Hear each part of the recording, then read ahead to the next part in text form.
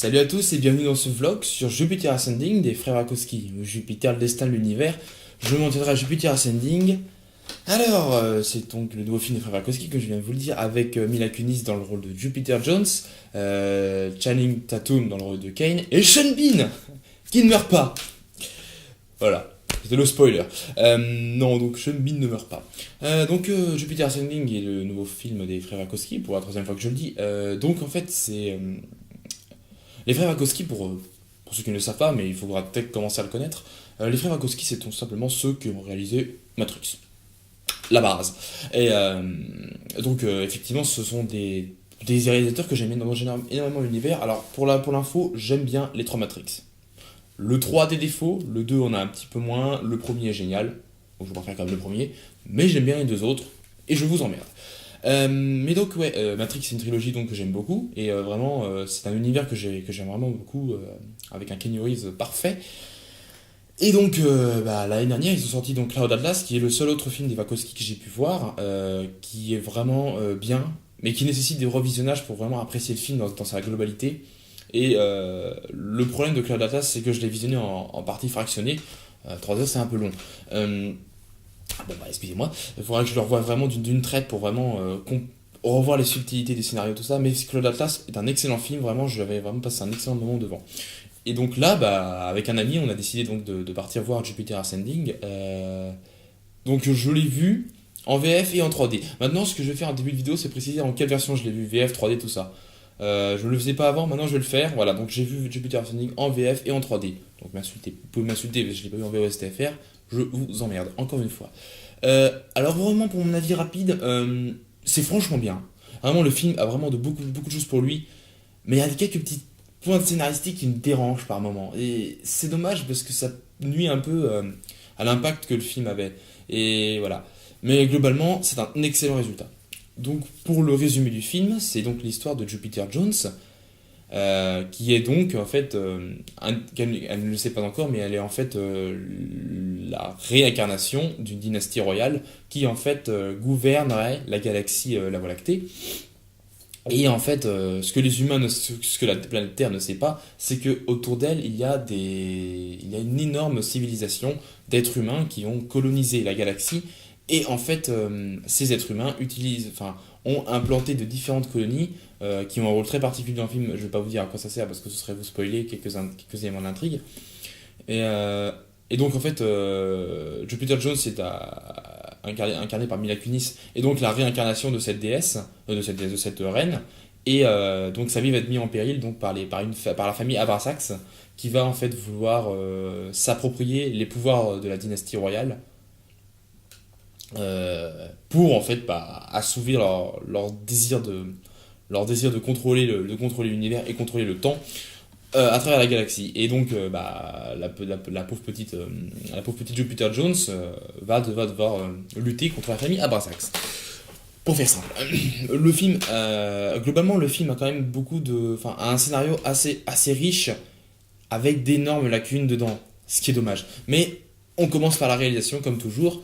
Donc globalement, au niveau de la réalisation, c'est tout bon. C'est vraiment une réalisation parfaite. Carré, nickel. Les frères Wachowski ont fait un énorme boulot là-dessus. Franchement, bravo. On va aller du moins bien vers le mieux. On va monter. Peut-être bien. Pour commencer par ce qui est bien dans la réalisation, les acteurs sont tout à fait convaincants. Une mention spéciale à Mila Kunis et Channing Tatum dans leurs rôles qui sont franchement réussi, hein, leur jeu d'acteur est tout à fait correct. Le design sonore en général est assez sympathique.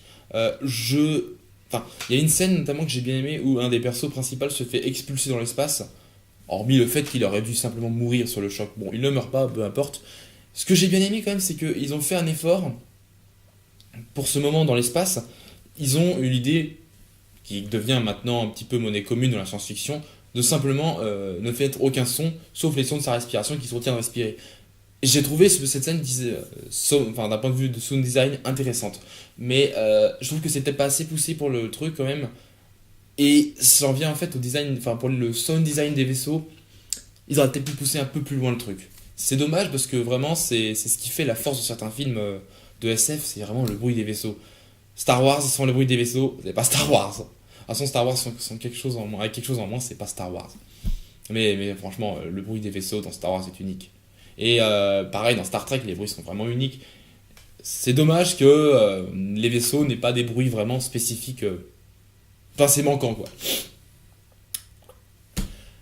Et le visuel, maintenant. Le visuel. Alors là, je vais faire une énorme parenthèse parce que le visuel de ce film, c'est juste une tuerie, mais puissance 1000. Alors, ce film est un visuel absolument magnifique. Mais vraiment. Alors, par quoi j'ai commencé? Alors, je regarde mes notes parce que là, j'ai fait pas mal de notes. Donc, l'univers visuel développé par le film est juste vraiment énorme de richesse et de design. Rien que les designs sont vraiment... on sent que les mecs y ont passé énormément de temps. Et déjà, dans Cloud Atlas, la partie dans le Neo Séoul et après sur le futur, je ne sais plus comment ça s'appelait, les designs étaient vachement bien. Mais là, il a poussé le truc encore plus loin, quoi. Les designs de l'univers visuel étaient d'une richesse. Les vaisseaux, les vaisseaux. Pour la bande-annonce, il y a quelques vaisseaux qui sont révélés, mais les vaisseaux sont beaux. Putain, mais beaux. C'est des beaux vaisseaux. Un truc que j'ai vraiment kiffé niveau visuel, c'est la culture des peuples, des différentes races humaines, entre guillemets, dans l'univers. Et les planètes sont juste géniales. Il y a une planète, notamment vers le début du film, ils vont sur la planète de Horus. Alors pour faire très simple, cette planète est juste un... J'ai mes yeux qui ont fondu tellement que c'était beau. En fait, la planète est un mélange entre l'espèce de planète... comment elle s'appelle? Nibiru. Nibiru au début de Star Trek Into Darkness. Vous savez, la planète rouge avec la planète avec la forêt rouge et le volcan en éruption. Un mélange entre ça et la planète Naboo dans Star Wars au niveau des designs des bâtiments et de l'ambiance générale des décors, mais c'est magnifique. Déjà, la planète, quand on a un plan dessus, d'ensemble de la planète, déjà tu te dis putain, elle a de la gueule, et quand t'es en dessus, oh, c'est génial. Vraiment, pareil. Et un autre truc, la cité des. Je sais plus si c'est la nom effigie de la cité, je ne sais plus sûr. Une cité spatiale gigantesque, style Coruscant, donc indirectement repris donc de Metropolis. Mais il y a un plan d'ensemble sur la cité, mais c'est juste. Je ne sais pas combien de temps les animateurs de ce film ont passé à créer les modèles 3D, mais ils ont dû passer un énorme paquet de temps pour créer la richesse de ces décors. Vraiment, c'est rare d'avoir des décors numériques aussi beaux. J'étais subjugué. Vraiment, c'est magnifique.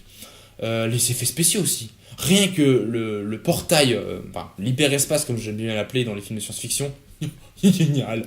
C'est vraiment, c'est. Il y a mon ami m'avait dit que ça lui faisait penser à Stargate.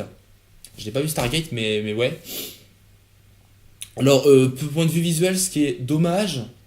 Alors, je mets un point d'interrogation, mais je crois que, enfin, il me semble, d'après ce que j'ai cru voir, le film a une mauvaise 3D. C'est dommage, vraiment c'est dommage parce qu'ils auraient pu faire des trucs tellement énormes grâce à la 3D. Il y avait notamment une scène où ils franchissaient un mur de. Je sais plus comment ils ont appelé ça. Enfin, je sais pas si vous avez vu la stratégie Ender vers la fin du film, en fait ils ont une énorme mur de vaisseaux ennemis qui les entourent et ils percent ce mur. Et cette scène en 3D, on avait à peu près le même type de scène où ils perçaient une espèce d'énorme mur de plein de petites particules, enfin, de grosses particules. Je regrette vraiment que cette scène que la 3D ne soit pas meilleure, parce que cette scène aurait pu rendre un truc de fou. Il y a eu beaucoup d'autres scènes qui auraient pu rendre un visuel de malade, rien que l'écran titre. Donc voilà. Et donc vis-à-vis de ces visuels vraiment impressionnants, il y a les Wachowski ont fait vraiment des mouvements, enfin des plans vraiment de majesté. Il y a vraiment ces plans. Mais tu dis putain mais c'est génial, et le plan d'après encore mieux, tu vois, c'est génial. Par les mouvements de caméra aussi, on avait vraiment des mouvements de caméra qui donnaient à certaines scènes une puissance. Notamment une scène où Jupiter arrive donc dans une énorme salle de réception, donc je vous dis pas pourquoi, la scène est dans la bande-annonce, et en fait la caméra démarre en fait, prend Mila Kunis de dos, enfin Jupiter de dos, à son niveau, puis donc elle franchit un couloir, elle avance, et la caméra la suit de manière parfaitement en bon travelling, et au moment où elle arrive dans le hall, un énorme hall en fait, où elle est en gros, elle a une énorme pièce où elle est à la mi-hauteur et supplément une foule, la caméra arrive, passe au-dessus d'elle et finit par faire une contre-plongée pour filmer la foule, et avec Mila Kunis en amorce de plan. Ce plan, j'étais c'est génial. Vraiment, enfin, j'étais sur le cul. La majesté du truc. Je dis, putain. De nombreux clins d'œil aux films de science-fiction, aux grands films de science-fiction, donc, bon, Star Wars, Star Trek, Stargate, comme je l'ai dit, la stratégie Ender aussi. Bon film d'ailleurs, je vous le conseille, la stratégie Ender. Mais ouais, enfin, il y a vraiment ce panel de références culturelles. Par exemple, une référence au reboot de J.J. Abrams de Star Trek, c'est à la fin, le générique, le début du générique se passe sur une espèce de plan de planète. Très très beau d'ailleurs, vraiment j'ai vraiment aimé ce truc. J'ai resté jusqu'au générique de fin, exactement comme la fin de Star Trek, enfin pas exactement comme la fin, mais en grosse partie comme la fin des deux reboots de J.J. Abrams, qui sont juste énormes, que j'adore franchement. Voilà, bon, les clins d'œil à Star Wars, difficile de faire plus évident, enfin vous les verrez, vous les verrez venir. Rien que pour les designs de certains trucs, notamment j'avais parlé de Horus avec les designs à la Naboo, je n'en parlerai pas plus, vraiment à vous de découvrir les richesses de ce visuel. Bon, les scènes d'action sont sympathiques, mais ça casse pas trois pattes à un canard, et c'est dommage quand même. Enfin, je repense à la scène de l'autoroute, effectivement, dans Matrix 2. Peut-être pas à la hauteur des Wachowski. Enfin, je dis pas que les scènes sont mauvaises, il y a même des excellentes scènes d'action, notamment par les chorégraphies qui sont loin d'être dégueulasses. Mais après, ouais, c'est basique, quoi, entre guillemets. Ah oui, dernier point de la réalisation.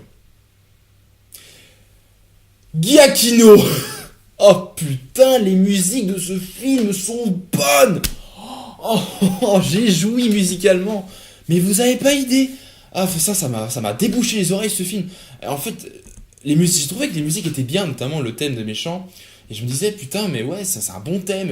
Pareil, le thème de Jupiter était énorme. Et je me dis, putain, c'est qui le compositeur? Et là, j'arrive à l'écran final, et je vois Michael Giacchino. Et c'est vrai, j'ai vraiment fait ça dans le cinéma, je fais, oh, c'est Giacchino! Oh, mon préféré! Oh, Giacchino, je t'aime! Donc, les musiques de ce film sont grandioses, vraiment. Et on va en arriver maintenant au point qui m'a un petit peu déçu de ce film. Et ça, ce qui concerne un peu le scénario, je trouve que le scénario a des faiblesses et mériterait, en fait, aurait mérité peut-être un peu, pas un peu plus au bon temps. Je vais m'expliquer. Globalement, dans le scénario, les personnages sont globalement corrects, excepté les trois membres de la famille Abrasax. Je trouve que ces personnages sont foirés. Et je vous le dis vraiment, foirés. Alors, donc, la famille Abrasax sera son trois membres, une sœur et deux frères, avec trois types. En fait, un ami, on avait discuté un petit peu de ce que pouvait tenter de représenter, donc petite interprétation. De toute façon, voilà, c'est pas un gros spoiler. En fait, la première sœur donc représenterait un peu ce qui est la première sœur. La sœur représenterait un peu le côté luxure. Le deuxième frère représenterait un peu le côté, on avait dit quoi, machiavélique, un peu menteur, complotiste. Et le troisième, le côté tyrannique, enfin un côté très tyrannique. Et donc cette famille, en fait, le film a l'idée intéressante de montrer cette famille en trois membres différents, mais en fin de compte, ne ferait plus qu'un seul type de personnage très antipathique. Mais je trouve que ces personnages sont foirés. La sœur ne sert à rien. Elle arrive dans deux scènes dans le film, elle fait son speech, elle se barre et on ne la revoit plus jamais. Ensuite, c'est le premier frère qui prend le relais. Pareil, il fait ses trucs. Alors, il sert un peu à développer l'intrigue, mais au final, il apporte rien du tout. Il apporte strictement rien. Il ne fait quasiment rien.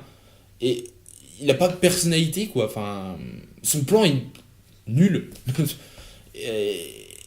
et au final, bah, ça reste un énième perso antipathique. Et le troisième frère, déjà que son doubleur, j'aimais pas son doubleur. J'ai trouvé que son doubleur, il y avait un côté intéressant qui voulant le rendre assez machiavélique, assez je manipule. Mais après, certaines scènes d'action ont tendance à décrédibiliser, à mon sens, ce côté je manipule. Et vraiment, ce personnage, je le trouve raté. Vraiment, enfin, ce personnage n'a aucune autre personnalité que de faire le méchant. Ce qui est un peu le cas du capitaine Nero, effectivement, dans Star Trek, reboot de J.J. Abrams. Et après, on a eu Khan, qui est un méchant immensément mieux travaillé. Et je suis déçu vraiment des méchants de ce film. Dans ma tête, les frères Wachowski sont capables de faire beaucoup mieux en termes de méchants. Et vraiment, je reste déçu là-dessus.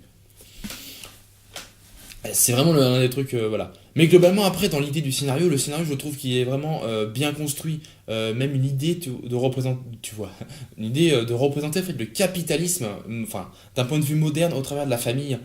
Vraiment, des idées très intéressantes, puisque en fait, leur motivation unique n'est que le profit. Je ne dirai rien là-dessus, puisque ce sera un spoiler assez important. Mais il y a vraiment des idées vraiment dans le truc. Voilà, de représenter cette famille comme étant la société capitaliste, et c'est logique, mais dans ses extrêmes, dans ses extrêmes.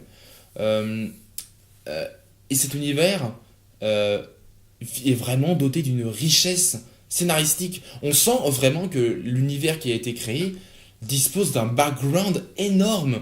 Il y a juste un moment où il y a donc une attaque à Chicago d'extraterrestres, c'est vers le début du film, c'est une des premières scènes d'action, et les extraterrestres dévastent une partie de Chicago, hein, ce qui m'a un peu fait rappeler Transformers 3, curieusement. Je ne vais pas comparer Transformers parce que sinon je vais me faire taper, mais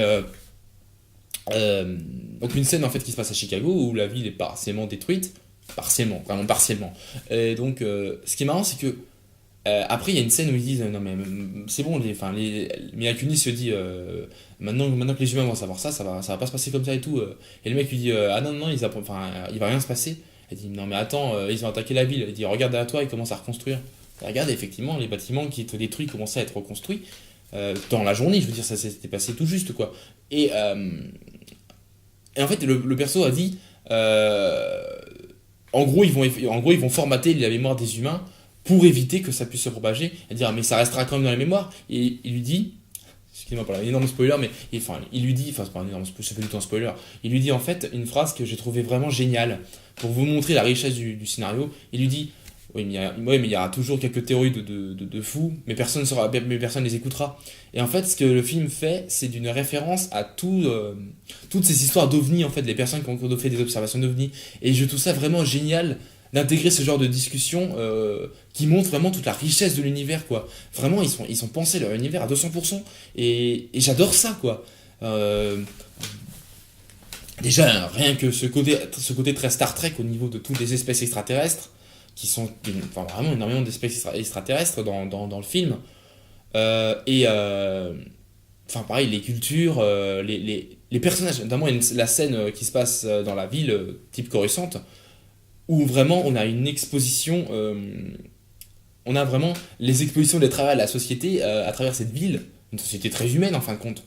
Et il y avait notamment ce personnage, cette espèce de bureaucrate, de bureaucrate robot. J'ai juste trouvé ce personnage génial. Mais voilà, et je trouve quand même que vis-à-vis de tout ce que le film possède, il va trop vite. Il va trop vite ce film. Et c'est dommage, vraiment. Ce film aurait mérité à être franchement plus long pour vraiment s'adapter pour tout détail. Quitte à dire ce qui dure 3h30, ça m'aurait pas dérangé parce que ce film est vraiment entraînant. Et il a vraiment mérité à être beaucoup plus long et s'attarder beaucoup plus sur d'autres détails. Le film se pose à quelques instants, mais c'est pour des scènes très courtes, expédiées en un instant, et revenir à l'action. Et je trouve ça dommage. Ce que justement Claude Atlas faisait, c'est que Claude Atlas prenait des fois du temps, des mortés segments de scénario pour se poser et connecter le scénario, entre guillemets, aux autres trucs, enfin aux autres, non, l'histoire, je voulais dire, connecter le segment temporel aux autres segments temporels qui ont été visionnés précédemment. Et je trouve que ce film ne se pose pas assez par moment, et c'est vraiment dommage. Donc il y a une petite déception sur le scénario qui est bon et vraiment est bien travaillé, mais manque. Le scénario, en fait, il manque quelque chose dans le scénario, vraiment quelque chose qui le rendrait époustouflant, quoi. Qui ferait que Jupiter Ascending est un film magnifique. Donc pour mon avis final, Jupiter Ascending est un super univers qui a vraiment été développé avec un panache, qui soit au niveau de la réalisation, que ce soit au niveau du scénario, des acteurs, des répliques, enfin un univers très très bien écrit et mis en scène. Mais je trouve que le scénario est parfois trop simple et cela vraiment nuit au film pour en faire un film de SF époustouflant. Donc au final, je me rappellerai de Jupiter Ascending comme étant un excellent film, enfin un bon film de SF. Point. Pas un excellent film de SF. Parce qu'il y a quelques faiblesses de scénario vis-à-vis des méchants et vis-à-vis de cette rapidité, de cette quantité d'informations qu'on peut faire rentrer en 2h40, 2h20. Voilà, et ben écoutez, on va se quitter maintenant, après 20 minutes de vlog. Donc on va bientôt se retrouver pour le vlog sur 50 nuances degrés, et d'ici là, je vous dis, portez-vous bien.